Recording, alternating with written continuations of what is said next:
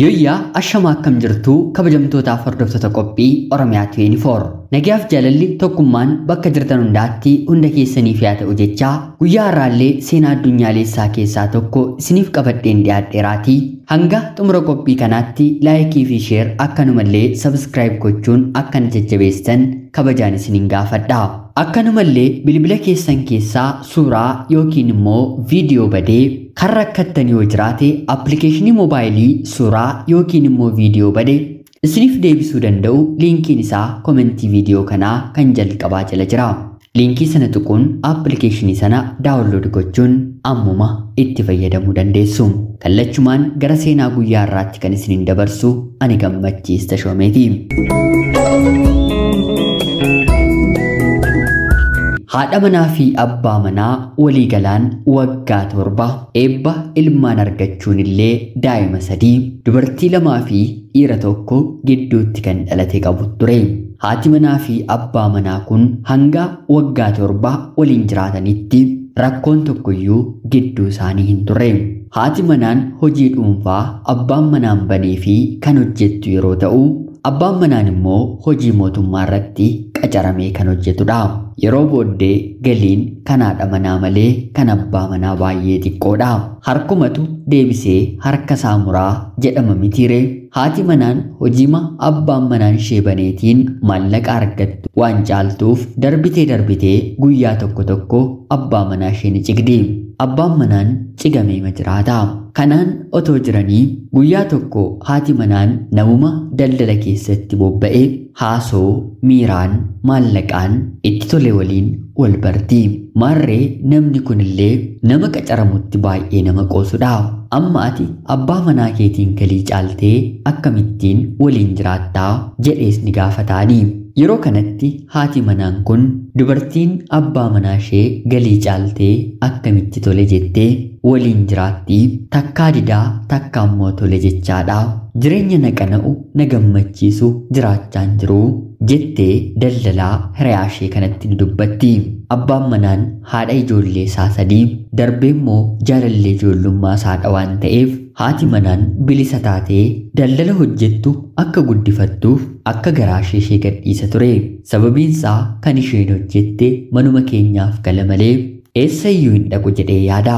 Dabalataan immoo haati manaan deemiitii bakka kanaatii kana naaf fidiyoo jette abbaan manaan hojii isaa addaan kutee bakka isheen ajajjetti deemee hojjetee garaa ishee gahaa. Maarreegaa garuu haati manaan daldalaa wal barte kana waliin hariiroo gara biraasee galtee kan manaa ishee itti toluu didee ala baay'iste. Galgala sareerratti walii galaa waan hin jirreef abbaan manaan sinammadha anatti garagalii rafii jedhee yeroo gaafatu haati manaan lakkii sitti garagalee rafuu atis anarraa girgiddaatti garagalii rafii jettiini. Abbaan manaan guyyoota hedduu ishee kadhate.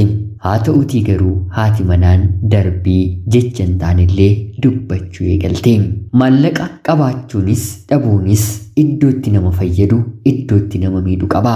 Qabaatanii namummaa ofii wallaaluu ijoollee ofii dagachuurra dhabanii daaranii bakkee keessa kadhachuun harka meeqa kan namatti mi'aawu.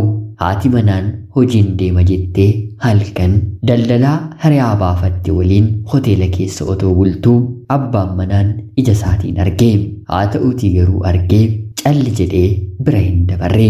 Warri abbaa hoteelaa sun siree tokko keessatti kaameeraa dhoksaa qabu. Waraqaan karaa mana poolisiitiin yoo itti dhufe malees gonkumaa nama kamiyyuu waraabuu hin danda'anii. Maarreegaa abbaan manaan kun yakka mirkanaa'aa haati manaansaa nama biraa waliin irratti deemtu waan qabuuf buufata poolisiitii eeyyamsiisatee haati manaasaa fi daldalaan kun waliin yeroo ciisan mana sana keessatti akka ta'an kaameeraa 2 waraabsise. Sanaan booddee gara mana isaatti deebi'ee haati manaan guyyaa biraa dhuftee yeroo waliin bultu kottu waliin ciisnaa jedhee gaafataanii. Yeroo kana ammallee haati manaan lakkii anarraa garagalii rafii si waliin ciisuu hin barbaadu jettee didde.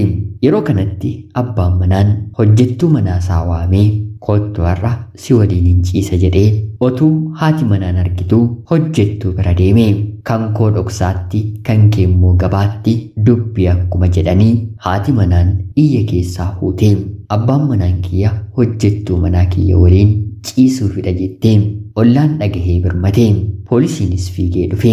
Abbaan manaadhaan maalii jedhanii yeroo gaafatan kunoo ani hojjettuu manaa waliin ciisuuf jennaan natti hiitee jedhe yeroo dubbatu haati manaan sanummoo hin qaanoftu'ee kan ofii kee afaan keetiin dubbatattu jettee qaanessuuf yeroo yaaltu poolisoonni kanatu hin qaanofne hoteela kana keessatti kana kan raawwattu abbaan manaan kee immoo akkamitti qaana'a jechuun wanta isheen goote moobaayiliidhaan itti argisiisanii haati manaan maraachuu malee wanti ishee hafee hin jiru.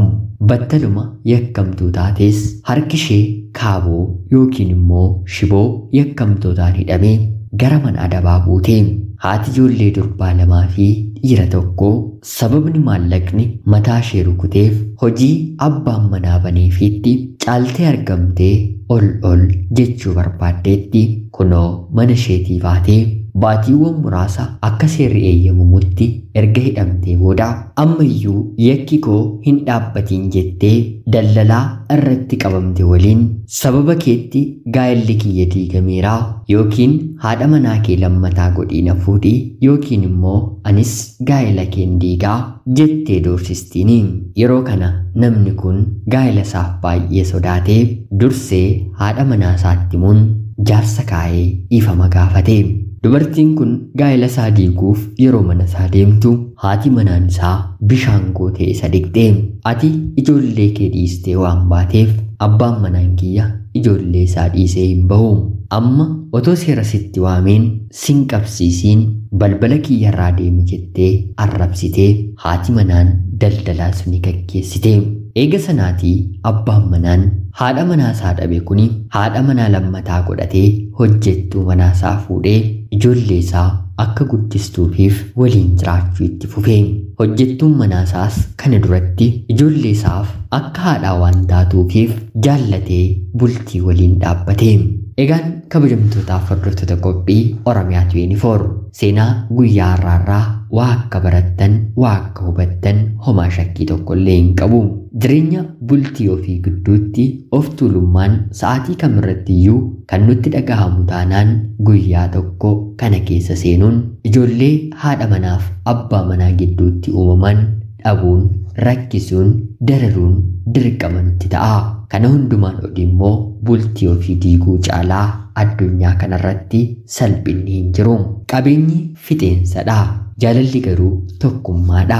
Qabeenya ofiitiin namatu nu kabaja. Jaalala nuti waliif gidduutii qabnuun garuu waaqatu nu kabaja. Kamtu gaarii kamtu guddaammoo akka ta'e adda baafannee kan itti jiraannu nuyi. Egaan jaalatamtootaaf hordoftoota qophii Oromiyaa 24 haga yoonaatti yeroo keessan naaf kennitanii dhaggeeffachaa turuu keessaniitiif guddaa galatoomaa jechaa suuraa viidiyoo bilbila keessan keessaa beektaniis otoo hin beekiin dileet isin jalaa ta'e furmaata isiniif qabadheen dhiyaadheera.